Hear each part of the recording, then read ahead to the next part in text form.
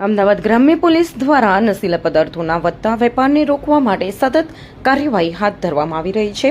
SOG સ્ટાફને મળેલી બાતમીના આધારે ધોળકા તાલુકાના શિયાળા ગામ વિસ્તારમાં રેડ કરવામાં આવી હતી। કાર્યવાહી દરમિયાન 3 આરોપીને ઝડપી પાડવામાં આવ્યા હતા, જેઓ નશાકારક કફ સિરપનું ગેરકાયદેસર વેચાણ કરતા હોવાનું સામે આવ્યું છે।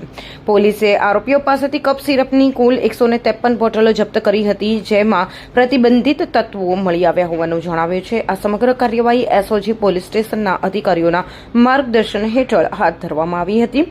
એફએસએલની તપાસમાં પણ જપ્ત કરાયેલા કફ સિરપ એનડીપીએસ એક્ટ હેઠળ પ્રતિબંધિત હોવાનું બહાર આવ્યું છે। પોલીસે અંદાજે 25,000થી વધુનો મુદ્દામાલ કબજે કરીને આરોપીઓ સામે એનડીપીએસ એક્ટ હેઠળ ગુનો નોંધી વધુ તપાસ હાથ ધરી છે। रिपोर्टर इद्रीस शेख।